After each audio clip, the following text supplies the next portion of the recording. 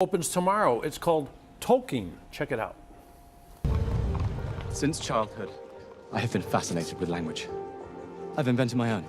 You invented an entire language? Yes. I made stories. Legends. Tell me a story.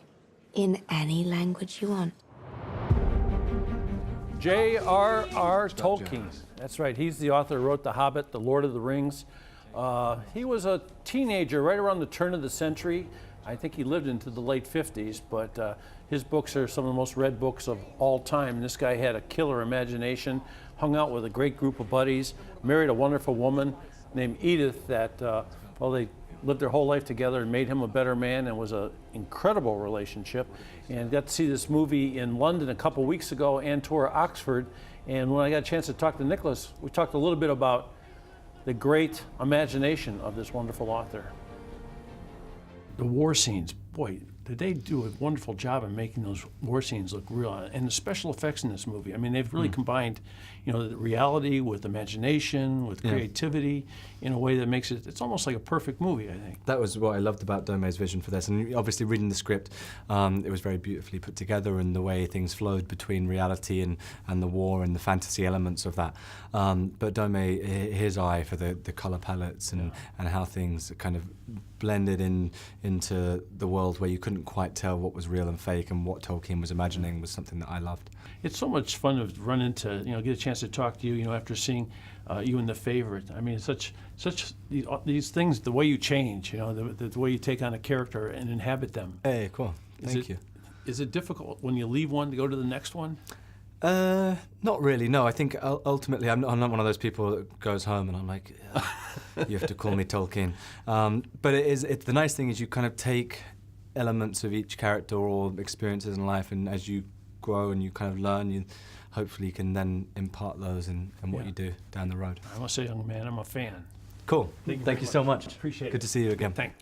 I am a fan. I met him 17 years ago. He was the little kid in About a Boy. Okay. Wow. Yeah, and it was a fantastic movie. So I've known this kid a long time, and he's grown up into quite a young man. Well, and I didn't know, the only thing I had ever seen him in was that movie Warm Bodies, which was a good movie, but not a movie at this level. And I mean, clearly he was a friendly got some acting zombie chops. in that. Yes. He was a friendly zombie. Yeah, a zombie with a heart, and he actually had a girlfriend in it, which is a real live woman. Yeah, I remember that. Yes. And then he was also in Mad Max. He was one of the characters in Mad Max that was like, you know, clinging to he was like the sidekick kind of guy. So he's been around a lot. He's going to be around a whole lot more. Terrific, terrific movie. This next young lady is Phil Collins' daughter. Her name is Lily Collins, and I've seen her in a couple movies, and she's getting, you know, her career is growing and growing and growing.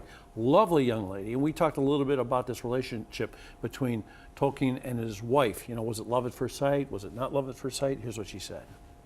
They were orphans together, and I think that at first sight they saw a kinship, a very soulmate quality, which I believe can be romantic or with your friends. And I think Tolkien's a prime example of that, because the Brotherhood, I feel like they were all soulmates of sorts.